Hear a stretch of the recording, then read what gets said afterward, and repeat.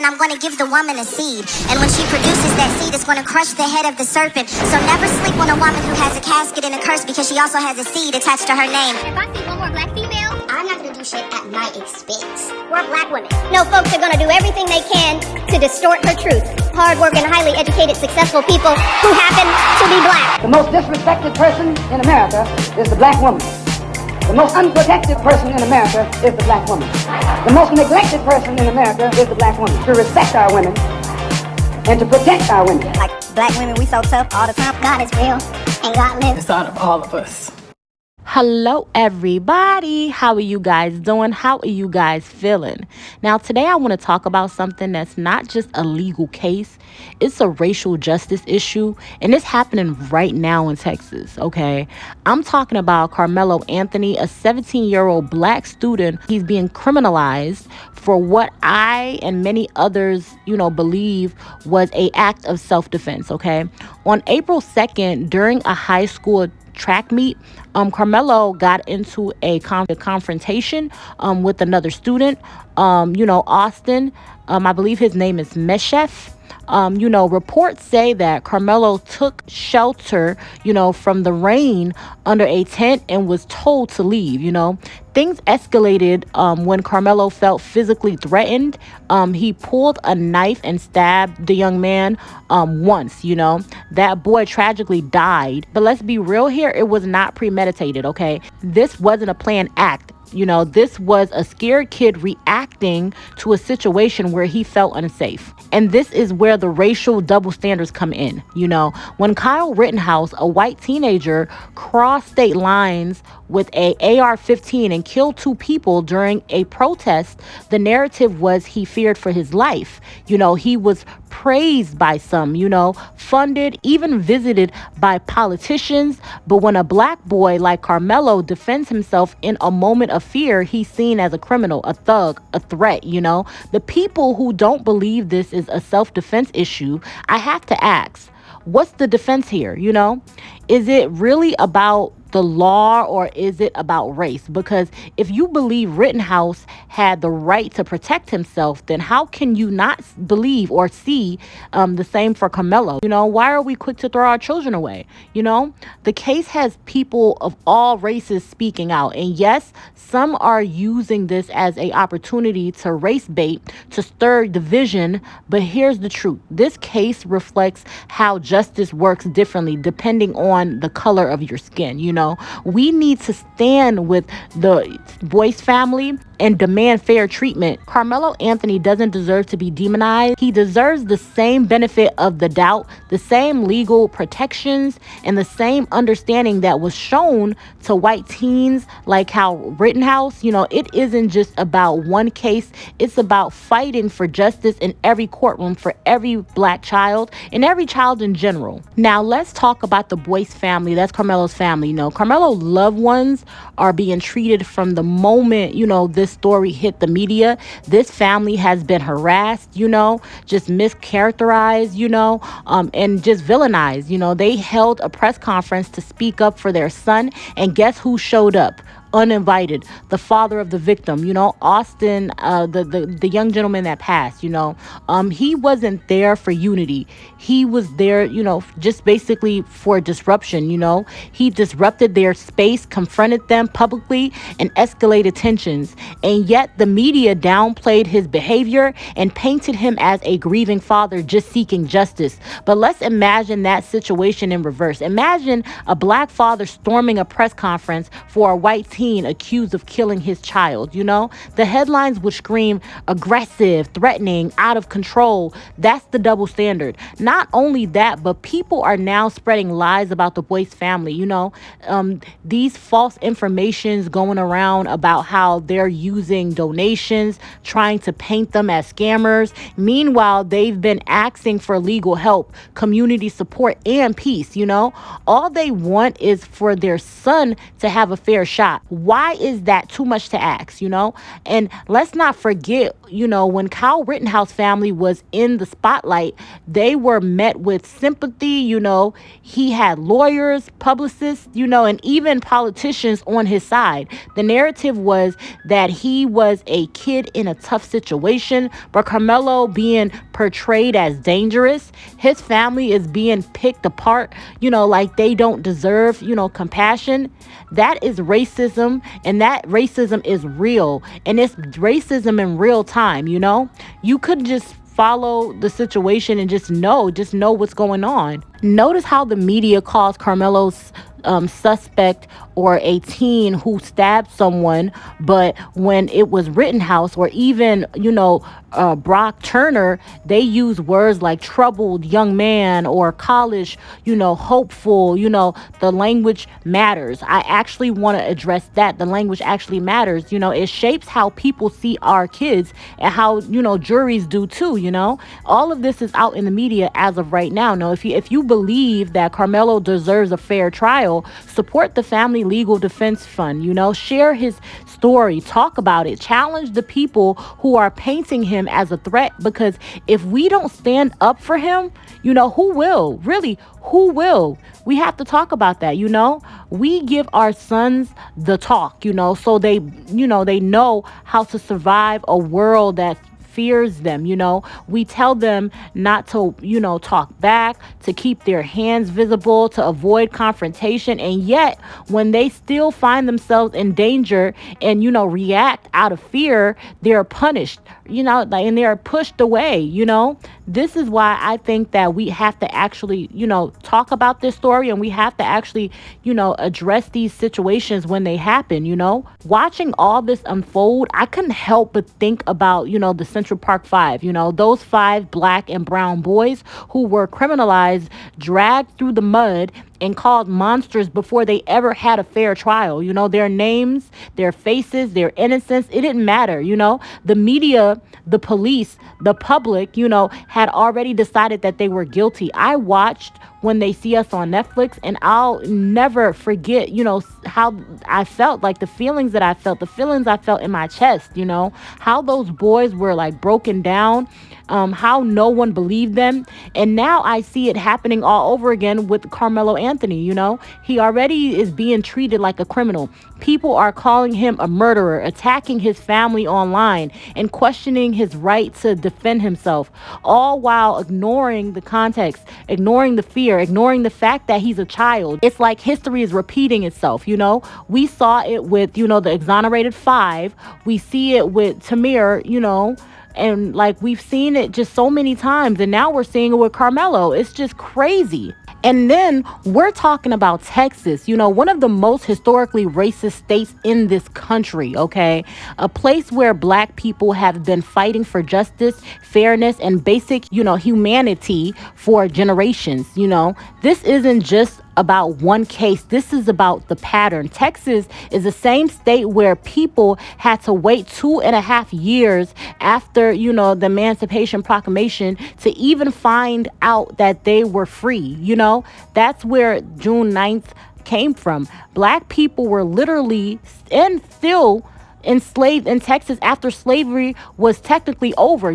Fast forward through decades of segregation, lynchings, and voter suppression, and now we've got a legal system that still doesn't value black lives the same. You've got police departments that overpolice black communities and underprotect them. You've got school systems where black students are more likely to be suspended, criminalized, and pushed out. And now we've got a 17-year-old black boy in Texas defending himself, and he's being treated like he doesn't have the right to survive. Why is that? Why is it that the benefit of the doubt is so hard to come by when you're black in Texas? If this had happened in another state, would the outcome be different? Maybe, but in Texas, the track record is clear. Racism in the justice system isn't just alive, it's working exactly the way it's built to. Now people are saying that the only reason Karmelo bond got reduced is because he had a black judge. Let's talk about that. Why is it that when a black person finally gets a break in the justice system, it's seen as a favor or not justice? You know, when the white defendants like Kyle Rittenhouse or Brock Turner get, they get support, it's called good lawyering, or they had no prior record, but let a black judge show fairness to a black teen and suddenly it's a race thing. Let's be real. This narrative only exists because people can't accept that a black or a young black man might actually deserve grace or fairness or due process. Black judges are still bound by the law, but when they apply that law, adequately, people accuse them of favoritism. That's not just justice, that's racism in disguise.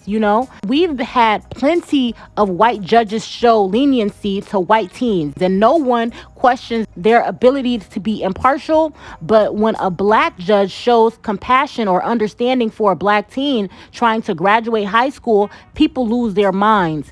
It's not that Karmelo got special treatment.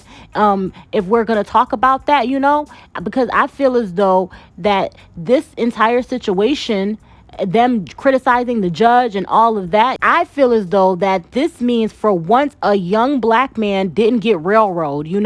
That makes people uncomfortable when you talk about it, and people don't want to have that conversation. Now, after the incident, Karmelo Anthony was described by students, student resource officers, as emotional, crying hysterically. He reportedly asked if Austin, the victim, was going to be okay, and inquire whether his actions would be, considered self-defense. This immediate concern and cooperation with law enforcement suggested a lack of premeditation and awareness of the gravity of the situation. Karmelo is a senior at Frisco, I believe, just a high school. He's a senior in high school, serving as a captain of both the football and the track teams. He maintains a strong academic record, holds 2 part-time jobs, and is the eldest of 4 siblings. His family moved, to the neighborhood after seeking a better opportunity. He was on the track of graduation. He would have been graduating next month. There's no reports of, any prior criminal history or behavioral issues. Legal experts have discussed, the complexities of self-defense claims in such a case. Mark O'Mara, known for his role in the George Zimmerman trial, provided insight into the legal standards of self-defense, emphasizing the importance of the perceived, threat and the reasonableness of the response. Karmelo's family has publicly addressed the incident, expressing their grief and highlighting the harassment they have faced. They have received significant support from the community with, fundraiser raising over just a lot of funds. This level of support indicates a belief in Karmelo's character and, the circumstances surrounding the incident. This entire situation is still going on. This is an ongoing investigation.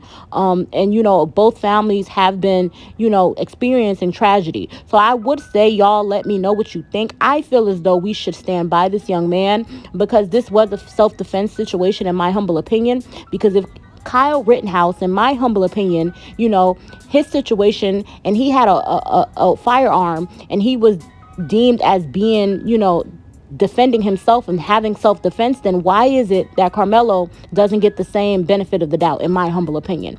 But you all let me know what you think in the comments, and I love you guys. Bye-bye. To all the people that are mad that Karmelo Anthony was released on bail, I want to ask you, were you this mad when Kyle Rittenhouse got off? Because not only did he kill 1 person, he killed 2 and injured a 3rd, and was acquitted of all his charges. And the outrage that I'm seeing online about Karmelo Anthony literally just getting released on bail because it was self-defense, actual self-defense, unlike Kyle Rittenhouse, but that's a whole other situation that we can get into. Are y'all mad about that, or that he's black and he's getting off for killing a white boy? Let's clock it. I don't know what's going to happen, but I'm going to tell you what I don't like. That brother getting death threats, his family getting death threats, that's not right. Caucasian nation, when y'all unalive one of us, y'all tell us to be quiet, sit still, and let justice run its course. That's what y'all tell us. Y'all told us that with Sonia Bland. Y'all told us that with Michael Brown. Y'all told us that with Sonia Massey. Y'all told us that with Amir Locke. Y'all told us that with Amar Arbery. Y'all told us that with Philando Castile. Y'all said, sit still, Negro Nation. Sit still, Africans, and let This is all about stand your ground and self-defense until that person doesn't look like me. This case is racially charged, and stick with me here. If the roles were reversed, if Karmelo Anthony was 220 pounds with his twin brother, picking on a white kid, putting hands on a white kid, and he got unalived, y'all would say that he got exactly what was coming to him, and if he would have kept his hands to himself, he would still be here today. You can't tell me that race isn't a thing because it's in my TikTok comments, and I've seen hundreds of comments on Facebook. So if you flip this scenario and Karmelo Anthony was the aggressor in this situation and your opinion changed, you are racially biased. And to the white people in my comments calling me a white savior, God forbid I have empathy. If you're RICist, just say that and move on. In my last video, I said I didn't know why Karmelo Anthony was sitting under that tent. Turns out it started raining, and Karmelo got permission from the coach. That's not even his school. He got permission from a coach to sit under that tent. Granted, it's free seating, but he got specific permission. And don't get me wrong, it's absolutely tragic that Austin lost his life. His parents lost their son. No parent should have to ever lose their kid. But it makes me think, what would have happened if Austin and Hunter would have left Karmelo alone and not talked to him? Not approached him, not instigated a situation and then escalated it by putting hands on him. Because y'all want to say, oh, it's not self-defense. Austin and his brother are 220-pound football players, and Karmelo was 130 pounds. If you can't visualize that, I'm 180. I got 50 pounds on the kid. Not only were they both in his face, but one of them put hands on him. He was scared. I feel like Austin and Hunter were looking for trouble because if they were really so aggravated by this kid sitting there for whatever reason, they would have gotten an adult to remove him. They wouldn't have approached him, talked shit, and put hands on him. I'll probably get crucified for this, but I don't care. What's right is right, what's wrong is wrong. Call from his football coach, who was not at the track meet, and said, I think Austin has been stabbed. And I said, where at? And he said, Kukendall Stadium. I said, I'm on my way. So I drove up there, went through a load of police officers, and was able to see my son on the gurney with a huge hole and blood all over him, and they were pumping him. He wasn't breathing, and his eyes were rolled back in his head. So I had to find his brother. They're twins. And so I found Hunter and tried to get him under control as best we could. And then I loaded him up in my car, and we drove to the hospital as quickly as possible. And we waited. And when the doctors came in and said that he didn't make it, it was tough. My son took it extremely hard. I'm still in shock, to be honest. I mean, I'm numb. So it really hasn't hit me. And I don't believe any parent should ever have to bury their child. And I pray that, maybe there's changes made as far as security or things like that. And maybe we can learn from this and try to turn a tragedy into something positive to make sure it doesn't happen to anyone else's child. I don't want parents to feel like I feel today. So I've already forgiven the person who stabbed him. God's going to take care of everything. God's taking care of my son. I kissed him. When I kissed him goodbye, this for the last time, I told him it's not goodbye, it's see you later. So I just have to trust him, God, and my faith to pull us through. I don't understand his plan. We're all subject to trial and tribulations. God didn't say life was going to be fair or wasn't going to be hard, but he said he'll always be beside you and never leave your side. So we're going to lean deep into our faith. There's a vigil tonight at our church at 7 o'clock. I will be attending also. The outpouring of students and coaches and friends and family that showed up at the hospital immediately. It was just shows the way my son touched people's lives. He was voted team MVP of the football team this year. He carried a 4.0. He was National Honor Society. He's ranked in the top 50 of the state in his position. He's having D1 colleges contact him. He had a great life ahead of him. And to be taken away, it's such a tragedy. I mean, I can't even tell you how I feel because I don't know how I feel. I feel numb at the moment. Yeah. I just hope that this doesn't happen to any other parent and their child. But I do hope for justice. I do hope for justice, because this is unacceptable. And the fact that, someone was immediately taken into custody, they know who did this, they are charging him with murder. I mean, how does that make you feel, that police immediately got this person? First of all, I feel sorry for that individual, because he's now made a mistake that's going to cost him the rest of his life. The hard part that cost me is I lost my son, and his brother was holding him, trying to hold the blood in, and he passed. My son watched his brother die in his arms. Can you tell me a little bit more about Austin, about, his personality? Austin was a leader. He led the football team. He was voted team MVP by his players and coaches. What was his position? He played linebacker. Him and his brother both play linebacker. He played inside. His brother plays outside. We were so fortunate this past weekend that me, Hunter, and Austin, we grew up hunting together, and we had matter of fact, the ranch we own, the lease was not renewed, so we could never hunt there again. And we went there for the last weekend. And he said, "Dad, I've never shot a pig before. I want to get a pig this weekend." I said, "Okay." Lord and behold, it's a heck of a story, but he shot his first pig this weekend. And we all talked, me, him, and Hunter both, we all talked about, these are memories that you take forever. After I'm gone, you can tell your kids about, well, your grandfather and we were hunting and we stalked and it took 2 hours, but we got this. I got my first pig, and he was so excited. And I'm so fortunate to be able to spend that weekend, not knowing it was the last weekend I'll ever spend with him. And he also was on the track and field team? Also was, football was his pride and joy. Yeah. He was working on track to increase his speed. Matter of fact, he's already dropped this 40 times. He was telling me about how he's dropped it. He's going to drop it some more. And he was an amazing, dedicated athlete. And by the outpouring of his friends and family that showed up immediately at the hospital, it goes to show how he impacted other people's lives. And what did that mean to you, to know that your son did that? Well, for me, I was diagnosed with cancer 9 years ago, and I was not supposed to live. And God blessed me, because he knew I needed to be a father for these two boys. My two boys is what my life lived. I lived my life for my children. That was my why to keep fighting, and I'm cancer free. So God had a plan for me. So I was able to watch and be blessed so much. But having both my sons are amazing. My other son is just crushed. And I feel for him now, and he'll never be the same. None of us will. Grief, we all go through it, but the thing about grief is you don't get over it, you just learn to live with it. So, I don't have a choice other than to carry on, and I'm going to do everything in my power to make sure Austin's never forgotten. I'm sure he won't be. He's touched a lot of people's lives. He was a great individual, a leader, an athlete, very smart, 4.0. I couldn't ask for a better son. Two of them. I couldn't ask. They were my whole life. And for it to be taken away so senselessly, when this guy was just sitting in the wrong spot and they asked him to move, and he winds up stabbing my son in the heart and killing him.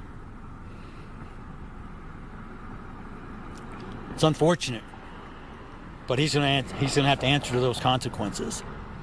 They have no contact with this person ever before. I can tell you what happened. I know firsthand. I wasn't there, but I talked to my son. Yeah, what is everything. I know exactly how it all transpired. It was a Frisco High School track meet. Yep. Many high schools were there. It started to rain, and they have their own little tent for memorial, and they were sitting there, and someone was behind them mouthing off, and he turned around and said, "Who are you?"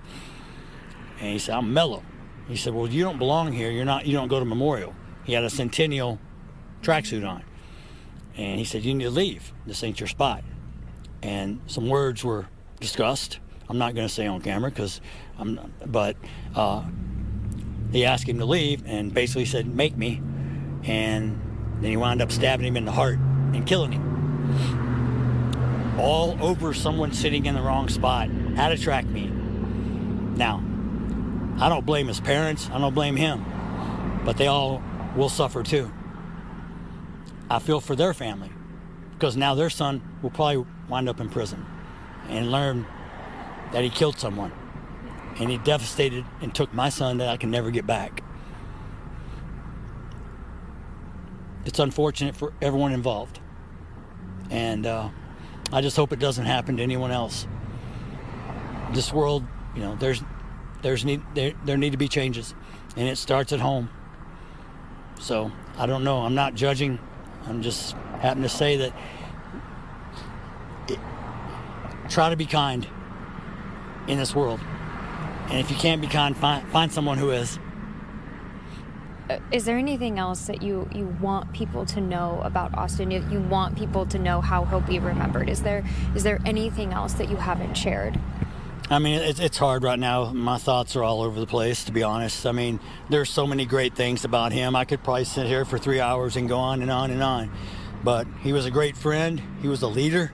He was well respected in school by his teammates, by his coaches, by his friends. His girlfriend came up to me and said, you know what, he talks about you a lot, and he loved you, and he treated me with great respect. And he goes, you taught him that, you know. He was going to turn out to be a great individual and impact this world with positivity. So he was on the right track. He was doing everything right. I was so proud to have 2 sons, not just him, but 2 sons that do the exact same thing. My other son, Hunter's like, Dad, I can't go on because Austin always had my back. I said, I know. And when I kissed his forehead today, as his body was cold, I ran my fingers through his hair. I told him, it's not goodbye. It's see you later. I'll join you at some point too, son. You just beat me to this place. So you keep an eye on me up there. Put in a good word for me. And we'll meet again. Your faith is keeping you strong right now. Yep. It's the only thing that's keeping me together. Otherwise, I'd be in a rubber room right now. So all I can do is pray. I don't understand it, but I have to live through it, and I have to still be here for my other son. So my journey's not done.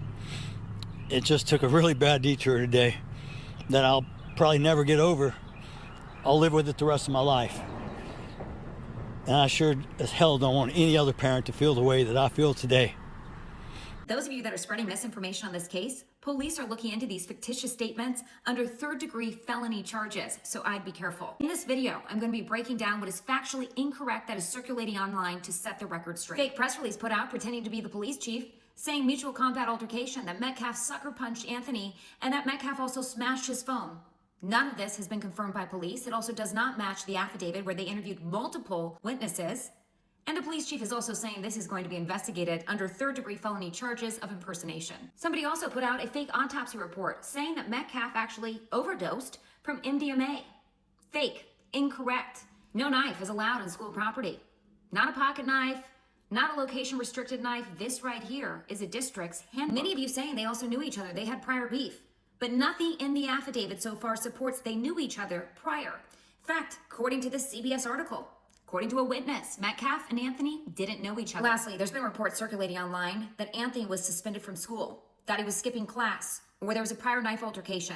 None of that has been confirmed. In fact, those were news agencies putting up those reports and then deleting them, taking them down because it has not been confirmed by the Frisco Police Department or the district. What are your thoughts about all this? Write in the comments below. For all of you disrespectful mega supporters that want so badly for 17-year-old Karmelo Anthony to be convicted of the death of 18-year-old Austin Metcalf, you can keep wishing upon a star because it will never happen in a million years. Not pursuant to Texas law anyway. So since you disrespectful mega supporters are so complicit and naive to the law, let me educate you. Texas has what's called a felony murder rule. And you may ask yourself, what is felony murder rule? Well, let me give you an example. Let's just say you and I were residents of Texas, and we decided to one day randomly go find a woman off the streets and try to steal her purse. And let's just say you and I, we spot a random woman walking in a Dallas, Texas street. And we approach her and we push her down and we steal or take her purse. That is a felony under Texas law, strong arm robbery. And let's just say that this woman has a weapon and she points her weapon in our direction and she fires it at us, but she accidentally shoots and kills an innocent bystander that's in our vicinity. Guess who's going to be charged, tried, and convicted of that innocent bystander's death? It won't be that woman because she was the victim. It's going to be you and I. Why? Because we committed a felony act when we decided to approach this woman, push her down, and try to steal her purse, which made her a victim and us the criminals in the midst of a felony. And this woman defended herself pursuant to Texas law by taking out her weapon, firing it in our direction, and the bullet accidentally hit and killed an innocent bystander in our vicinity. We're the ones that's going to face the felony murder charge, not the woman. So now let me bring you back to reality. As you all know, 17-year-old Karmelo Anthony that you see here to your left was under a tent during a track meet in Texas, Florida, in sometime in early April of 2025. He was approached by this bully you see here to your right, 18-year-old Austin Metcalf and his brother, twin brother. They decide that they wanted to physically assault Karmelo and forcibly remove him from a tent. And in the midst of them physically assaulting Karmelo, one of these brothers takes Karmelo's phone, which is a felony. They take it from his possession. They throw it on the ground and they stomp it, breaking the phone, which is a felony. And after they break his phone, they continue to assault Karmelo until Karmelo takes out a sharp object, subsequently stabs Austin, and Austin sadly succumbs to his injuries. Guess who is the actual one that will be tried and convicted pursuant to Texas law for Austin's death? It won't be Karmelo. It's going to be Austin's twin brother. Why? Because Austin and his twin brother decided to commit a felony act by physically assaulting Karmelo Anthony that you see here to your left. And they took his cell phone from his possession, which is a felony, strong arm robbery pursuant to Texas law. And Karmelo, in response, took out an object and stabbed Austin, defending himself. And Austin died in the midst of the felony. Because Austin and his twin brother were the initiators and the perpetrators of the felony act, and they approached Karmelo and assaulted him, which made him a victim. Under Texas law, Karmelo had the legal ability to defend himself.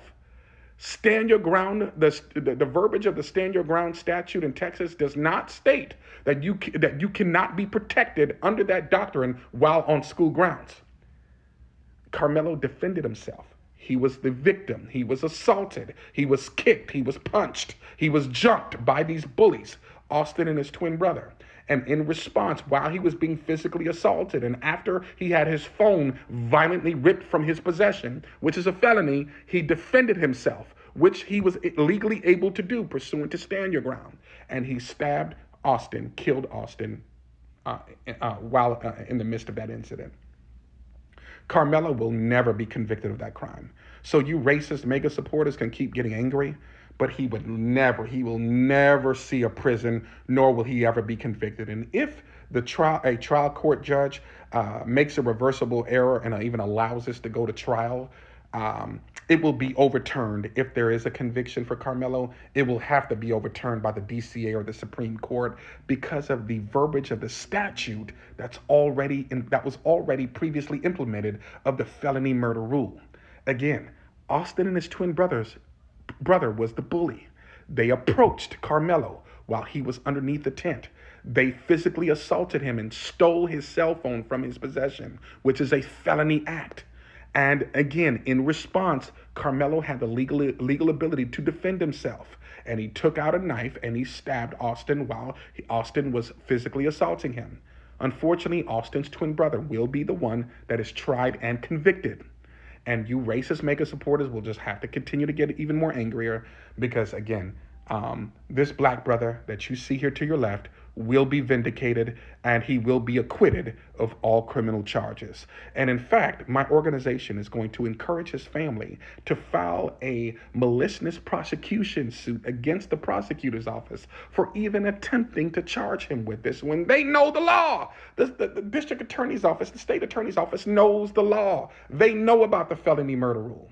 So again, you mega supporters can stay angry. Have a great day.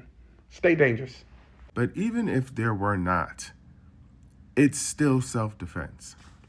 Even if everything we knew was the only thing that was true, it's still self-defense. It's so interesting to me how everyone can understand the stand your ground law when it came to George Zimmerman and Trayvon Martin, which, by the way, wasn't even a valid excuse in that case.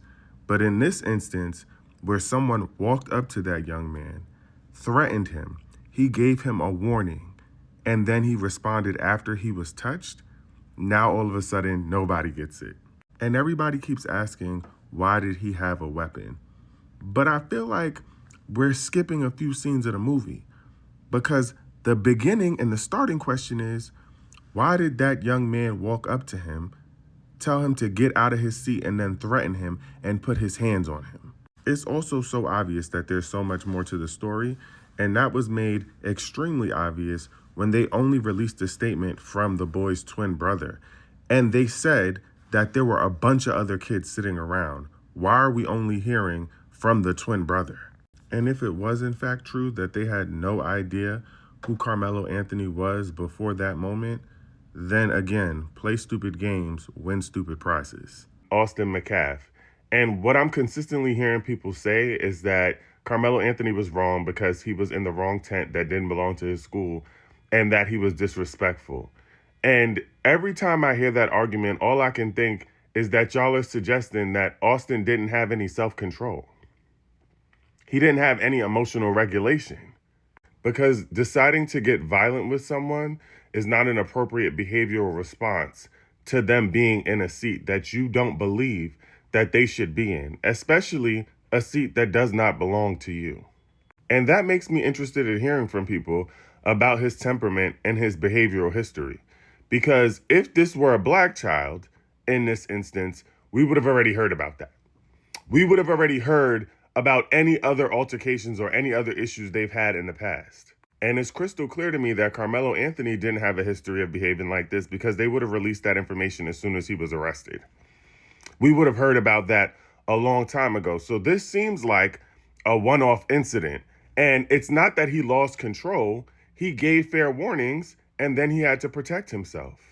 I would actually argue that Karmelo Anthony showed the most restraint and emotional control because he did not respond to physical threats to harm him. He did not become violent when being threatened with violence. All that to say, I really think we need to be looking at whether or not Austin McCaff had the ability to emotionally regulate, because it didn't seem that way. And if that were a black child, we would have heard about it by now.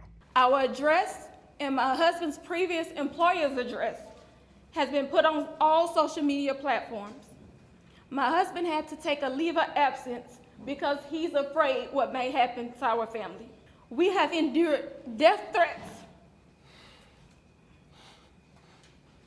My 13-year-old daughter is afraid to sleep in her own bedroom because she's fearful of what may happen to her. Let me be clear. The claims that were used about the public donation to buy a home or anything else are completely false.